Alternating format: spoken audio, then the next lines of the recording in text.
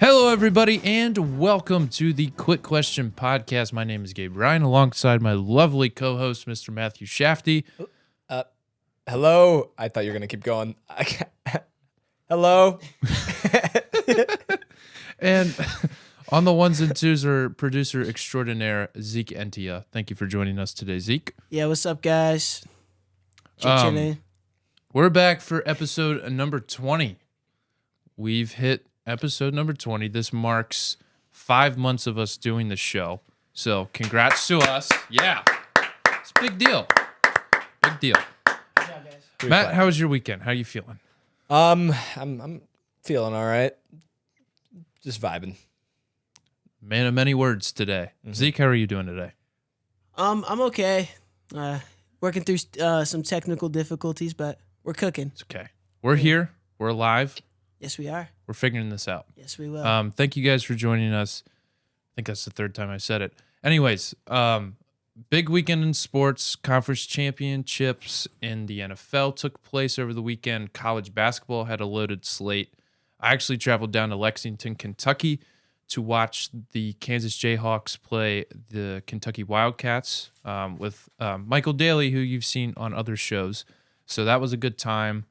Great basketball game. Big East had a loaded weekend. If you look around the country, some big games went down. Houston almost lost their second game in about a week to Cincinnati. Cincinnati was leading them late, but eventually Houston came back and took the crown. But I think today we're going to start with the NFL, since that is the biggest story in sports today. Matt, what'd you make of the NFC Championship game between the Eagles and the 49ers? It was really just a tale of one team staying healthy and one team not. Yeah. That's you lose Brock Purdy. That was really tough. And then Josh Johnson gets hurt. You can't really come back from that. I think they brought in Purdy for like one play in the second half, and then they realized this just isn't going to work. And I know they had McCaffrey at quarterback for some of the plays. They ended up bringing, I think Josh Johnson was in the game in the second half at some point, but it was just pure and utter domination. The Eagles won the line of scrimmage. They won really both sides of the trenches. They played extremely well. Defense did what it needed to do against Purdy for a time until Purdy was hurt. And then after that, it was Josh Johnson and crew show, whatever. And it didn't go so well. Yeah. And then the Eagles just won. Eagles dominated. Yeah, they just won. There's not even if Purdy, I think even if he stays healthy, I think the Eagles still win that game 99 times out of 100. Just based on how well they played, how well the defense played, they just controlled both sides of the line of scrimmage, and they just flat out dominated, really. And that's what they've done so far in the playoffs. And let's see if they can continue that trend to the Super Bowl. It's going to be a lot tougher against the Chiefs, but we'll see. Yeah, I said this last week. Any team that goes into Philadelphia in the postseason is going to have a rough time. And the 49ers, being as wounded as they were, almost didn't have a fighting chance. The only thing that would have kept them in the game is their defense. And to be honest, their defense didn't have as dominant as an effort as they had against the Cowboys a week ago, and that they've had many times throughout the season. The Eagles just completely dominated up front, especially on offense. They rushed for 148 yards. That's, I think, what sets the Eagles apart amongst other teams in the NFL is they have a run game that they can heavily rely on and that manufactures yards. And they have 3 legitimate run options with Jalen Hurts, Gainwell, and who's the other? Miles Sanders. Miles Sanders. Yeah. That's a 3-headed monster just on the running game. And then obviously Jalen Hurts is a passing threat. They've got good weapons on the outside with Devontae Smith and A.J. Brown. We mentioned that last week a little bit, the run game, where the Giants are a good run defense as well, and they just tore them apart. Yeah. And honestly, I wasn't expecting the same against the 49ers. Like I thought it'd take a step back, which it did, but not that significant of a step back. They still, again, just completely dominated them. Complete control. And it's tough when a team loses quarterbacks like that. Yeah. But you know what? The Eagles were the better team. We talked about last week about how one team has a superstar at quarterback, a Superman, if you will, and another one has an average Joe and Brock Purdy. And we talked about, hey, can two teams with an identity, two very similar teams, just different at quarterback, and one's at home, with obviously like the Superman quarterback is at home. What's going to happen? And you know what? The Eagles showed, hey, we're just the better team. Yeah. We're in a very safe home environment, and it's tough to play in Philadelphia, as you've mentioned in the past, and that's never going to change. Nope. And Brock Purdy also did tear his UCL during the game, so he'll be out for 6 months. Who knows if that affects anything in the quarterback situation with the 49ers for next year. So that's 3 starters that have prolonged injuries and recovery times. Obviously, Josh Johnson, 4th stringer, had to come in during the game.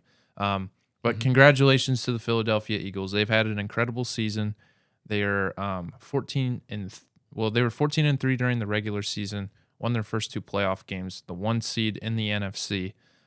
So they've taken care of business. They're on their way to Phoenix, Arizona for the Super Bowl in a couple weeks. Moving on to game number 2. This was definitely a lot more of a game. Yeah. Quite a game. The Cincinnati Bengals traveled to Arrowhead Stadium in Kansas City, Missouri to play the Chiefs. Second game of the conference championship weekend. Bengals fell 23-20 on a last-second field goal from Harrison Butker. Chiefs are back to the Super Bowl for the 3rd time in the last 5 years.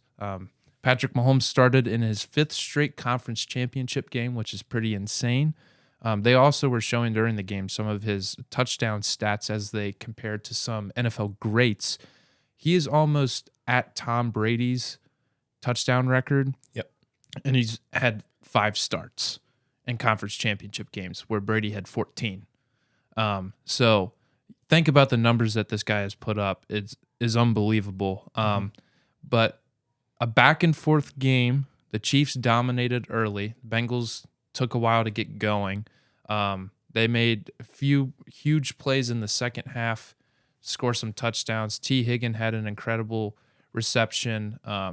Joe Mixon, was it Joe Mixon or P. Ryan scored? I think it was P. Ryan that scored. P. Ryan scored after the Bengals went for it on 4th and 6 through a 38-yard pass to Jamar Chase, who made a catch in double coverage. One of the best catches he's made in the last 2 years, and that's saying something. But the Bengals ultimately fell. They were dominated up front. We talked about last week how the offensive line, the backups just came in and did their job. It's like nothing ever happened to them. This week they got completely dominated. Yep. Chris Jones and company were a force to be reckoned with on the defensive side of the ball. And Trey Hendrickson, Sam Hubbard, Reeder, and B.J. Hill just couldn't get to Mahomes the entire night. Mahomes, I don't think, played his best game, but also he's nursing that injury, as we were reminded by Jim Nantz 100,000 times. The flu game. The flu game. Give me a break. I understand he was hurt, and I know I'm salty because I'm a Bengals fan, but still. It's tough to play on a bum ankle, though. No, I know. I played on a bum ankle. It sucks. Yeah. But to compare it to the flu game. I get that, but what's impressive is still to put it at that high of a level, to play at that high of a level. He made some incredible throws. The second touchdown to MVS. Yep. That was a heck of a throw. Tough heck throw of to a make play. off one ankle. Yeah, and he was about to get drilled by 2 people, too. He was. He threw it in a very tight window in the middle of the end zone to score the second touchdown, which put the Chiefs up 20-13 at the time. Bengals ultimately tied it. And then, obviously, like we said, Harrison Butker kicked a 40-something yard field goal at the end of regulation. Split the uprights, never a doubt. The one thing that's interesting about the end of it is it was so cold at Arrowhead Stadium. I think they said the temperatures felt like 4 degrees. And when the temperature gets really cold, the ball hardens up and it doesn't fly as far. And they were talking about both kickers before the game. McPherson and Butker couldn't get the ball to the uprights from 55, 57. They were struggling getting the ball to the uprights, and this is at 6 o'clock. So you can imagine a deeper field goal that late in the night was going to be rough. Yep. I think the wind was going one way, like it was blowing north and south. So, depended. I don't remember if they had the wind behind them or in front of them, but yeah, I'll get more into this game later. More of a therapy session. I wanted to mention real quick kind of my thoughts on the entire game. Let's start out. To me, the Bengals were playing like the mentality of, hey, we're behind the entire game, which they were. It's either tied or behind the entire game. They didn't run the ball barely at all, which I thought, hey, against that defense, you should run the ball just a little more. Give some touches to Joe Mixon. They just didn't do that. He had only 8 rushes. Samaje had, 4 or 5. Even Joe Burrow ran the ball when he needed to, and Joe Burrow was effective. But when it was ineffective, the run game was. But I feel like if you had opened some touches, it would have been a little more effective. But that also speaks to the inability of your O-line. How again they couldn't create holes, they couldn't protect Burrow. No. This is an O-line that has played better. They've done better than last year. But even with that being said, they struggled last game. They've struggled all season. And here and there they'll have a good game, but again, against sharp competition, usually it's a tougher game for them. They did play well against the Bills, give them credit there, and really both times, even though they only played barely the first quarter against the Bills in that first game. Their first drive looked impressive. Yeah. So,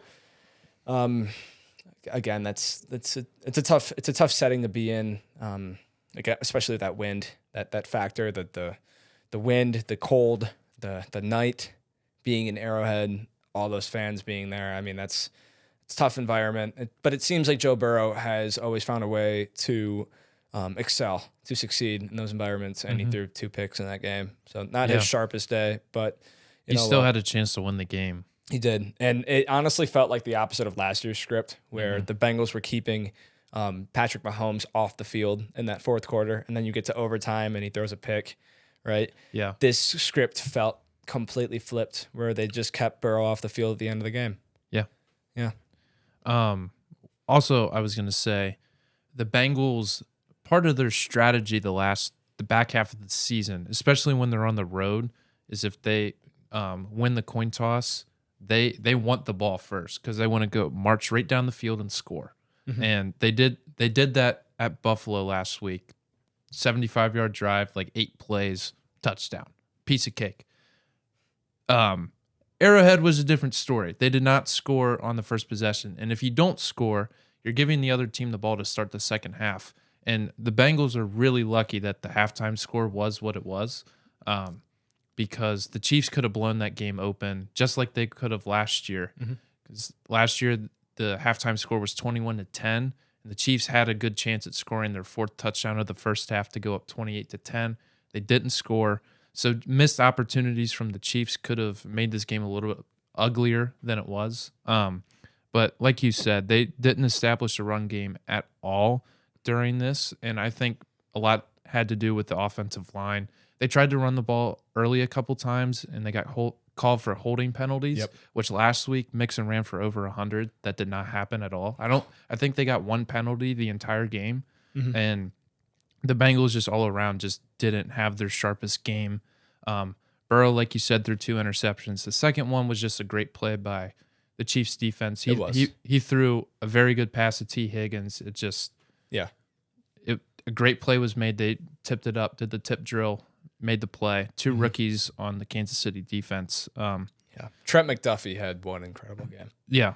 He did. Yeah, for sure. The defense balled out. But the Bengals, before the Chiefs got the ball back to kick the field goal, Bengals had the ball with 2 minutes to go, 2 timeouts. They run the 2-minute just as good as any other team in the National Football League. I honestly think, especially when they're stalling, that helps them because gets them in the rhythm. And 2 penalties on that drive cost them, an intentional grounding call as well as a hold. It's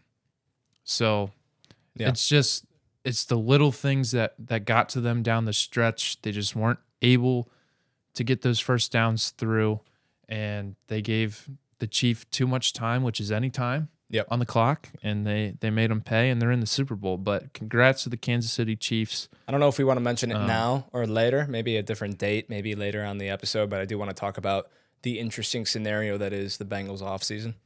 Yeah, we'll talk about that later. Okay. We'll talk about that later. Yeah. I want to get through the game Okay. Perfect. emotionally All right. before we have to start saying goodbye to people. Yeah, we can mention all this offseason stuff, Yeah. after the Super Bowl. And I maybe. want to know like who's moving, because I know some people, but I don't know everybody, and I want to be informed since it's my team. But I mean, I could anyways, inform you right now. that's true. Okay, it's fine. But let's wait. Well, that does it for football. It does it for the Bengals. That does it for the Bengals. At least for now. At least for now. Who knows if they'll be back anytime soon? But I think they'll make some headlines in the offseason. I think Joe Burrow is about to get the biggest contract in NFL history.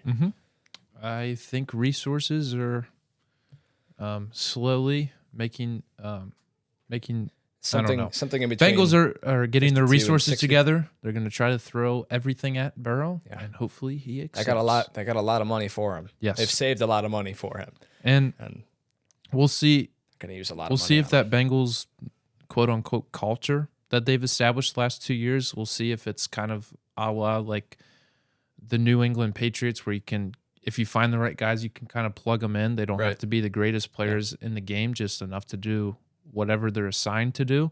We'll see in the next few years if the Bengals can be legitimate contenders year in, year out. I feel good with Burrow at quarterback. I think Yeah, he's a you difference should. maker. You should. I feel this is different than like a team like the Bills, where they can. Yeah. They bring in very good players in free agency. They have a good roster, but it just seems. But like it's constructed they're always a completely step different. Short. Yeah. They're always just a step short. This is a different Bengals team. I Mm-hmm. feel like they can get to the promised land. Again, it's gonna take some work in the offseason. For but, sure. Yeah. Well, moving on. Shafty, do you want to take over? We're going to talk about the Senior Bowl. Just a little bit. We don't need to make this segment long at all because we are going to talk. We're into that. What? Can you explain to our listeners what the Senior Bowl is before you start spewing Okay. facts? How about Please Everything. define the I Senior finished- Bowl, please. okay? the Senior Bowl? First, I'm gonna say the Senior Bowl is not the bowl itself. It's kind of like the Pro Bowl, but the bowl itself is not until Saturday. We have practices going on. And I'm gonna talk about a couple players that have stood out to me, and this isn't biased. All right, there will be a Michigan State guy or two, but they've both played extremely well. All right, and guess who has inside knowledge from going to their games and watching every single game snap that he's had? Can I take a guess? Right. Go ahead. Is it you? Yeah, me. Okay. Anyway, so what we're gonna do is, oh geez, what are you doing? Okay, I'm gonna keep going for now. I don't. That worked What well. is he doing? No, Okay, go ahead. Never mind. That was I was cool. trying to give myself a we'll That make was this cool. quick. So the Senior Bowl basically is a bowl game, or not a bowl game. It's kind of like a Pro Bowl at the end of each college football season. Usually early February, late January, like we are right now. It's usually where it sits. Like first week of February is like always where the game is. It's on a Saturday every year. So the best seniors who are going to the draft, obviously, play in the Senior Bowl. The best seniors in college football, they get invited. Some people say no, like Will Levis. I think that was a huge miss. Why he said no, I have no idea. Those I don't know UK if he's- guys, man. I don't know if he's worried about injury, but it's the Senior Bowl. It's literally the Pro Bowl. You're not going to get hurt, all right? Unless it's a non-contact injury. But That's true. you risk that every single day, though. Like you could be walking, fall over, and bam, head injury. Like every day you risk that. There's always non-contact injuries. So anyway, should he be there? Absolutely. Let's move on. The Senior Bowl, right? Reese's Senior Bowl, not Reese's, all right? I don't want to hear any of that Reese's crap. No, Reese's. All right. Peanut butter cup. Reese's Senior Bowl is in Alabama. You'll see a lot of SEC players there. It's kind of funny, but it's a fun festivity for me and other people who like to scout out different players every year. Every NFL team brings down one representative, maybe more. It depends. Last year, it was the Lions and Jags, the two worst teams in football, that got to coach the teams, and I think they do that every single year. But anyway, let's get right into it. We can talk about some of the players that have done extremely well so far, and one guy who I have mentioned plenty of times. I don't know if I've mentioned him on the show, but maybe I have, because I did mention BYU. Puka Nacua. Puka Nacua is a wide receiver for BYU. I think he's 6'2 or 6'3". Not a heavy set guy at all by any means. He's very, very adequately built for the NFL. Got good feet, very good footwork, good route runner. He's not the fastest guy in the world, but he can get in and out of his routes pretty quick. He's really turned up in the Senior Bowl. He's looking really good in day one. A lot of guys had him up there as their kind of surprise player. Could be a guy who's picked day two, like maybe high second round. Some people feel like he could be sitting up there. For me, it's more late second round, early to mid third round is where I think he'll get selected. But he's really shown out so far, especially with vertical routes. He also sells vertical routes very well. He's really just a good, crisp route runner overall, and he uses his size and physicality to get balls, which is nice. Footballs. Yeah, I saw you over there. Anyway, let's move on. I'm going to talk about first one of my Michigan State guys. His name is Bryce Baringer. He is a punter for Michigan State. So he has a weird story. Back in 2017, he was a walk-on to Illinois.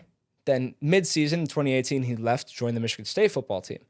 And then in 2019, he wasn't invited back to the football team, so he worked for Michigan State's, I believe it was a social media group, right? And then he joins the team later on in 2020 during the COVID year because Michigan State's in need of a punter.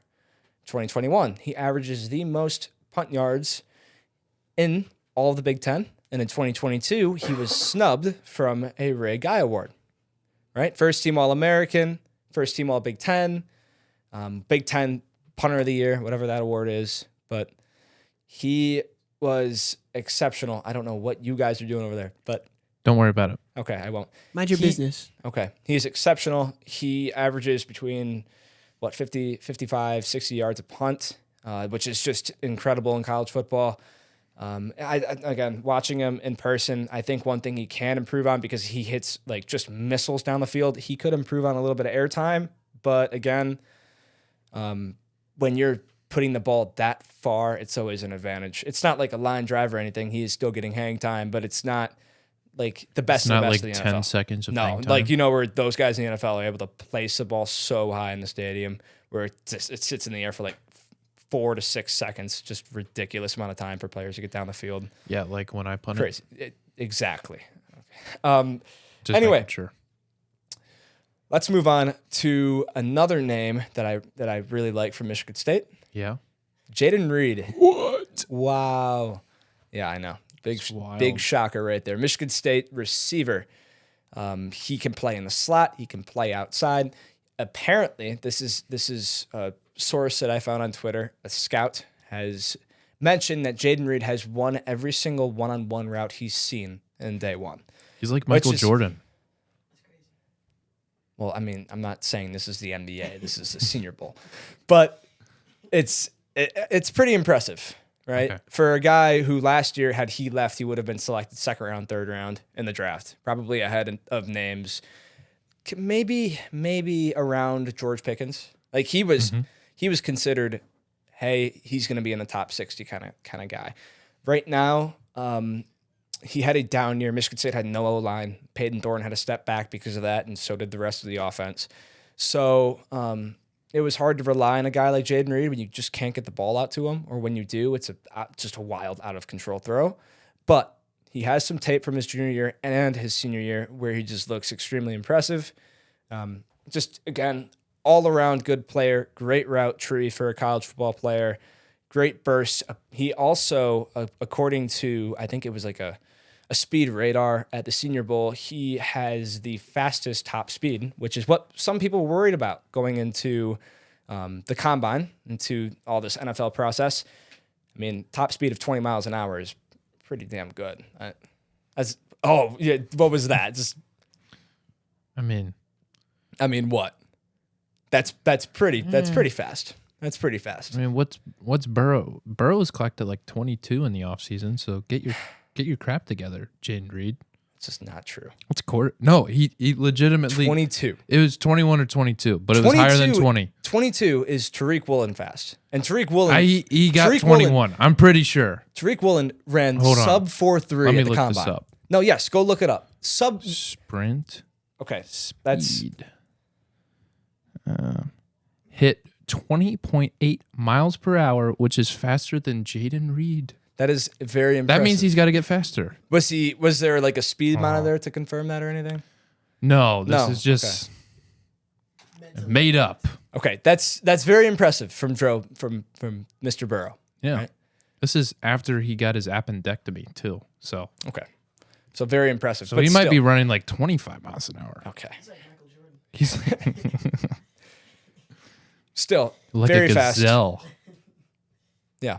All right. Think of a name. Finish. Another name that I like is Trey Tucker out of Cincinnati. I wanted to keep going on Jaden Reed, but now you've just Trey Tucker from Cincinnati, big Xavier guy over here. So he's really in love with the University of Cincinnati as well. I'm kidding. Anyway, Trey Tucker is another speedster out of college. He's going to run. I think he'll probably run sub 4.35, 4.34 in the combine. I think he's only around 5'10", 5'9", but he's very fast. that's Again, moving. Jaden Reed ran faster than he did, which is just very impressive. Ronnie Bell from Michigan had a good day. Isaiah Foskey had a good day. Some of the O linemen had a good game. Had a good day. There was a guy from Ohio State.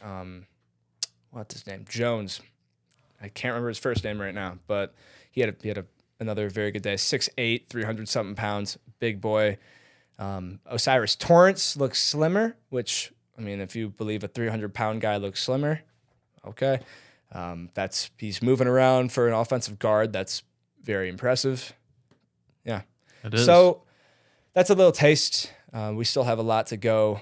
I haven't even like touched on the quarterbacks yet, but we can get to that later on. Mm-hmm. So I'm very excited to just continue watching the Senior Bowl. Cool. I've been keeping up on Twitter. I haven't seen the live broadcast yet because ESPN only broadcasts Wednesday and Thursday, but NFL Network will have something out later tonight. So I'm going to take a look at that, see what other guys have caught my eye. I want to see the defensive side of the ball. I saw Carl Brooks from another kid from the MAC. Where is he from? Bowling Green, right here in Kentucky, right? Mm-hmm. Yeah, Bowling Green. Bowling Green. Good player. He made some very, very impressive one-on-one plays, and then they had 11 on 11s, but it wasn't like tackle or anything. Mm-hmm. Looked solid. Defensive tackle. Just keep your eye on him. If Okay. you're going to keep your eye on him or not, I don't know. But I am. Probably not, but Okay. And Jaden I Reed, will. of course. Lot of pros. Only cons are that he's 6 foot and people are worried about his top end speed. which is a concern. How is it? Okay, but still, like fastest time. Just saying. Just saying. Burrow beats him. Okay, let's move on. Let's move on. Okay, you've heard enough. Yeah, I've Well, heard enough about Burrow. This is a great segue because I'm going to talk about the Bengals.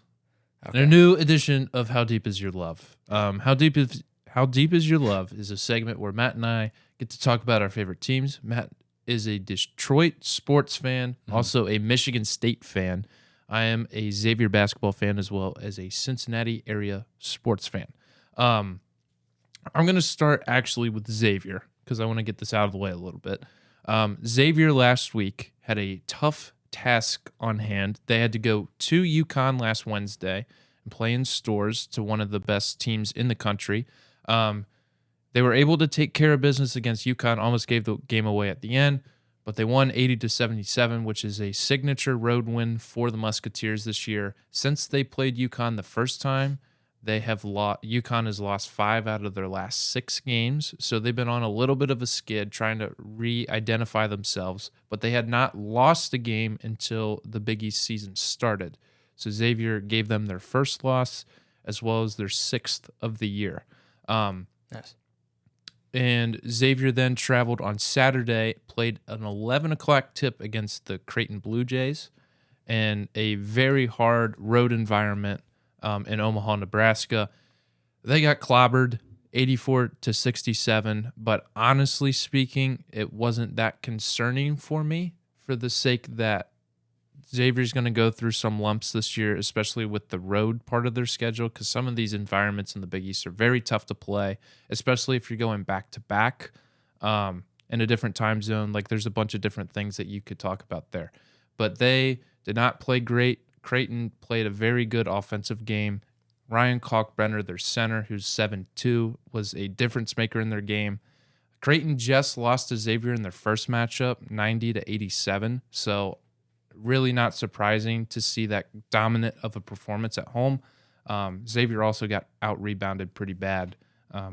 Sean Miller was not too happy with that. He burned 2 timeouts in a minute and a half apart. But some big news coming out of Xavier's team. Senior center Zach Fremantle is going to miss the next month of games. He re-injured his left foot, which he had surgery on before the start of the season last year. He missed some time at the beginning, didn't come back until almost the crosstown shootout last year. So that's not good for Xavier. So the likes of Jerome Hunter, Cesar Edwards, even guys like Kiki Tandy and Cam Kraft are going to have to come off the bench and provide very valuable minutes. And for Xavier, this is not an opportune time to be losing one of your best players, especially one that's averaging almost 20 points a game and 10 rebounds. Xavier has a very tough task this Wednesday at 6:30. They play the Providence Friars, who checks in this week at number 17 in the country. Xavier sits at 16. Bill Rafferty and Jason Benetti are back in the house to broadcast that on FS1 if any of you guys are interested in tuning in. So a big game for Xavier. Very important for them to protect home court. Even if they're down one man, they need that game desperately. They play St. John's at home on Saturday at 5 p.m., and then they go on the road for consecutive games against Butler and Marquette next week. But as long as Xavier can take care of business tomorrow, Wednesday, February 1st? I think that's right. They're going to be in good shape. They are tied amongst the conference lead in wins. They are sitting at 9-2. They are tied with both Marquette and Providence. So this is to retain the number one standing in the conference, which is huge for them. But moving on to the Bengals. I tried to keep my emotions in when we were and just factually go over the game, what happened. The Bengals had a rough go as far as officiating went. And I know this might sound really petty because I'm a Bengals fan, a lifelong Bengals fan. The easiest thing to do in the world in any sport is to blame the referees. But when hashtag NFL is rigged had 28,000 something tweets 1 hour after the game, trending across America, I don't think I was alone in my sentiments that the NFL made some very questionable calls and decisions against the Bengals. There were some calls both ways that I think were a little iffy. But starting in the fourth quarter, the Chiefs are driving, right? It is 3rd and 9. The Bengals get a stop, a very important stop to get the Chiefs off the field, get the ball back. They have an incredible defensive play. They get the ball back. They stop the Chiefs. Mahomes throws an errant pass. Everything's all good. Bengals are going to get the ball back. They're going to go and punt. And then, lo and behold, the Chiefs are granted another down because apparently one of the refs was trying to signal that the clock was off, but didn't use his whistle, just ran like 5 yards and waved his arms. And if he didn't blow the whistle, it's kind of hard to reverse that. The officials got together, gave the Chiefs another down. The Bengals made a better defensive play. They got to Mahomes and sacked him, and then they called a a holding on Eli Apple, which was a legitimate holding after the replay. So the Chiefs technically got like 5th down, and they get a fresh set of downs. Luckily, the Bengals were able to make enough plays to get them off the field eventually. But that's 2 or 3 minutes on the clock that evaporated. Yep. And time is everything, especially in the conference championship game. And because the call isn't something that you see like ever, it's kind of ballsy on the officials' part for them to call it during the conference championship game, especially when there was some uncertainty as to what actually happened. And I think if you Google the officials talking to Zach Taylor on the sideline, I think his facial expression and his reaction to the calls does everything justice more than any of the words that I'm saying. But late in the game, Bengals have the ball with 2 minutes left, right? Burrow is in trouble, spikes the ball, trying to just ground the ball so they get another play. An intentional grounding was called. And Matt, you explained this to me because he was still in the pocket, right? It's a very questionable call. I'm trying to play devil's advocate in a way. I said he's still in the tackle box. Mm-hmm. He didn't get the ball past the line of scrimmage, and even then, I know people were saying like there was a pass Mahomes made. It was Samaje Perine. Perine was there, but Perine had just barely turned his head, barely turned his body, and the ball was out and landed in front of the O-line, or like behind the O-line. So there's just no way he was going to get to that ball. Yeah. So that's why they threw that flag. My issue was with the explanation because they said there was no legitimate, or there was no receiver in the area. And even if Perine wasn't turned around, he was obviously running some sort of check down route. Yeah. So that is BS. What I don't get, though, to That me, is complete this BS. Honestly, it's on the mistake of Burrow there. Yeah. Where you can probably get it a couple more yards, at least past the line of scrimmage, and it's not going to be intentional grounding. But still, that's a pivotal play when time, downs, are everything. And they're still on the Chiefs' side or they're on their own side of the field. So they still have to get over midfield, try to get a field goal out of it. So that's a big play. Next play, Burrow gets rid of the ball. I think they got a first down, but Chris Jones came in and with a late hit, knocked Burrow on his back, flipped him over, and nothing was called. Yeah. And in the day and age in the NFL where I could breathe on Chafty right now and it'd be a flag if he was playing quarterback. I could breathe on him. I would not touch him, just like be there in his presence, and it's a flag, which is stupid. But in the conference championship game, you got to make that call. Yep.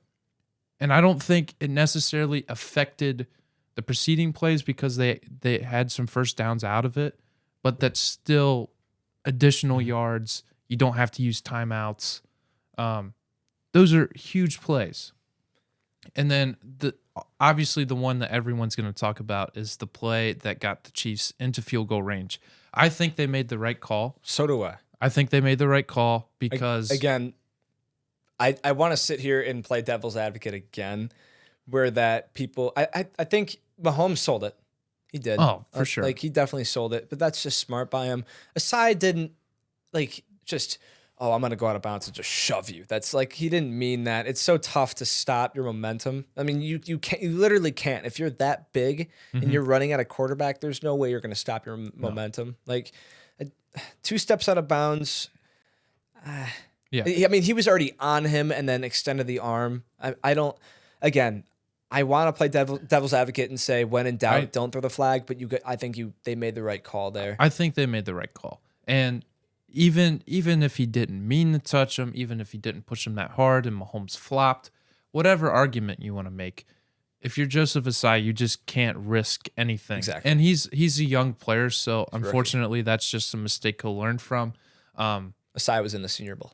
Asai was in the Senior Bowl. Man. Okay. But with that, Asai, I thought the coolest part after the game is he's obviously torn up about it. He's very emotional about the play that just happened because it ultimately cost the Bengals their season. But that was not the only mistake in the game that got them to that point. Yeah. It's just the most and Jermaine obvious. Pratt let him know. Jermaine Pratt let him. He did apologize for it. You know what? And here's the thing: in the heat of the moment, you are so emotional. Yeah. I don't blame Jermaine Pratt for doing that at all. A lot of people are saying, "Oh, bad teammate, whatever." Well, they were gonna make up for it. I think everyone that has played competitive sports knows, hey, there are those moments, and you're gonna make up for it 5 minutes later, right? Once you cool down. It's going to take time, but you're going to make up for it. Yeah. And I thought the coolest part though was after the game, Asai still answered every reporter's question, and BJ Hill, fellow defensive tackle, was standing right by him as he was fielding these questions to protect him. If there was anything that was out of line, BJ Hill, I don't know what he would have done. It was his hand up, his security blanket, which was awesome to see. What a great teammate. I think that clip, more than anything, more than him pushing someone out of bounds, went viral more than anything that happened in the game, which was really cool to see. But also, another thing I want to point out on that play is there's a couple pictures I saw on Twitter of, I want to say it might have been Jermaine Pratt or Darius Gaither, was rushing on the right side of the line. So left tackle matchup. Obviously got held. Like, it wasn't even close. Like, he grabbed two hands around his neck on the last play. So the penalty should have offset. Yep. And Butker would have had like a 57-yard attempt. They wouldn't have. They wouldn't even tried it. They wouldn't have tried it. They would have gone for help. They're going overtime. It would have played out. I don't know how it would have played out in overtime. Hoping it would have played out like last year. Yeah. Same. But the Bengals would have had another life, and that's huge. That's all you can ask for in these kinds of games. And games. I know people say, well, there's a holding on every play. That is true. Not every play, but you know what I mean. There are a lot of missed calls. Yes, we get it. But in the most important moments, I think that the officials dropped the ball. You got to have your best crew out there, like you saw for the World Series. Yeah. That one umpire who was doing everything in his power to call a perfect game, which he did. Yeah. He called a literally perfect balls and strikes game, which, like, in the World Series, that's insane. You have to have your best crew in the field. And honestly, if that's your best crew, there's something wrong, because this is 2 years in a row now where people can make the argument that the Bengals were screwed up by the same head official. And I don't know if he had the same crew or whatever, but it's honest. It's embarrassing, really. It's honestly embarrassing. This is not on the list of things that the NFL and the Bengals have not gotten along with this year, especially in the last few weeks. This is not a surprise necessarily. And I hate having to talk about how bad the officials were during the game. I'd much rather just say the Chiefs won straight up. They won, Bengals lost, whatever. But because the officiating was so bad and so blatant in certain situations, you can't help but talk about it. I mean, And in a game like this, it's so tough to talk about. But honestly, it's so tough to win in that environment with those circumstances, with the weather, and everything going on. Like, again, I also wanted to finish off my point about the Jermaine Pratt thing. I do like that he is holding his teammate accountable. Not that Pratt didn't make any mistakes, because I saw some people saying, well, you're just avoiding the obvious. You're avoiding the mistakes that you made in the game. Like, you couldn't tackle Isaiah Pacheco when he picked off, a 20, 25-yard run. Yeah. Like, okay. It's also 4 degrees. People are holding themselves accountable, and they're holding their teammates accountable. Yeah, you obviously can't go, it's your fault. That's not what he was trying to do. You can obviously look at that and say that, but if you look at that and say that, you probably have never touched competitive sports in your life. So, like, again, I feel horrible for the Bengals. I really do. And I've had this clip running for about 10 minutes now, and I honestly, I've been watching it. I know you keep looking down, and I didn't realize that I had it running, but I don't really want to do anything about it. It's Jaden Reed. Well, it's a very pretty hezzy, and then a jab step, and once the cornerback turns his hips, he doesn't make the play though. No, because I don't think they threw a ball in that play. I think it was just a one-on-one down the field. Well, bam, ooh. The little jab step is so nice. Well, do you have a rankum question for us to close out this show? Well, yeah, I do. Let's pull that up. Sorry about that. So we're going to talk about the All-Star game and some snubs in the starting lineup, maybe snubs in the All-Star game itself later on. We haven't gotten the entire group of people who are in the All-Star game. We have our Rising Stars group, but we don't have the All-Stars. We do know the starters, though. And I wanted to ask a random question today about the snubs of the All-Star game. And I wanted to ask you, who out of these three guys Yes. do you think should have been starting, at least in a little more of consideration for starting in the All-Star game? Domantas Sabonis This year? this year. If you actually, let's mix it up a little bit. I don't know if you, I don't think you've seen enough NBA to actually answer that question. Sabonis plays for the Kings enough, Yes, right? I know that. I mean, I'm you surprised know I that. got that right. We could go on with that. Do you know Larry Marketing, right? Yeah. You know how well he's played. And obviously Sean Joel. Miller product from Yeah. Arizona. Of course I know him. So I wanted to ask, who do you think is the bigger snub? Sabonis, Marketing, or Joel Embiid? Look up their stats. Joel Embiid was it? Joel Embiid has put up MVP numbers, and he's not starting. I wanted to point that out. He's had an incredible season. He's led the Philadelphia 76ers to near the top of the standings when they started horrible, and he's not starting. You could make the argument that he should be starting over Giannis. Like, I'm not going to make that argument because they're so similar in stats and the way they've played this year. But Okay, yeah. Joel's been I'm going to so go with crucial. Joel Embiid because I Yeah. looked up Laurie Markkanen stats, and he's averaging almost 25 points a game. And I was like, well, that's and- pretty good. I know. In the Western Conference this year, though, I mean, Markkanen has balled Yeah. for the Utah Jazz. And he's done a lot more than just score, which usually if you look at his Arizona tape, if you look at his time with the Bulls and Cavs, that's what he was for. He was for scoring as a forward, Yeah. but he's done a lot more than that this year. Yeah. Joel Embiid, listen to the stat line. He's averaging 33.6 points a game, 10 rebounds, 4.2 assists a game, and he's shooting over 50% from the floor. But he's leading the NBA in scoring Yep. and isn't starting. Yeah. That's dumb. That is dumb. That And is dumb. That's my number one. I'm guessing that's your number one. I keep hitting the mic. It's like a punching bag. Yeah. Pop, pop, pop, pop, pop.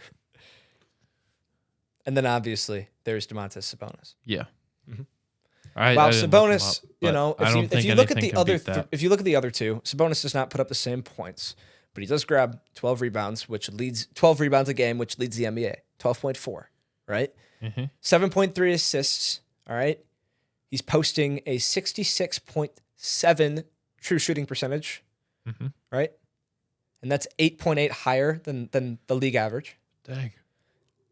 To me, the way I see it is because he's been such a crucial factor to the way they've been succeeding and the Kings, and how he's changed his game to not, again, Sabonis is usually not the biggest playmaker in the floor, but he's averaging 7 assists a game. He's almost putting up triple-double numbers every single night. I think he's second, right? Okay. Joel, Sabonis, Markkanen, no disrespect to Markkanen at all, putting up a lot of rebounds right now. He's doing better as a playmaker, even though he only averages about, almost a block a game. Yeah. He's still second in the team in blocks. So kudos to Markkanen, but I would say he's third in that group. I agree with that. Okay. Joel Embiid's obviously my number one. Yeah. Because that doesn't make any sense. I know. And I don't even I follow know. the NBA. I get But that that. doesn't make any sense. Yeah. There was a poll that I saw on Twitter that said Giannis or Joel, and they said player A and player B, and they put out the stat lines and what they've done this season. And player B won by like 82% to start. And then they revealed later on that player B was Joel Embiid and player A was Giannis. That's crazy. I'm not saying Giannis shouldn't be starting. I think there could be other replacements there, here and there. Yeah. But yeah. All right. I don't think, and this is a hot take, I don't think Zion should be starting. I think he's been out a significant amount of time. Okay. Maybe not a hot take. No. Shouldn't be. Well, For some people, get it your is. stuff together, Zion. If you just look at his dunks. Anyways. Well, that's going to do it for us today. Thank you guys for joining us for episode number 20 of the Quick Question Podcast. My name is Gabe Ryan. I'm Matt Chafty. And producers Zeke and Tia on the ones and twos. Thank you guys for joining us today, and we will see you next week.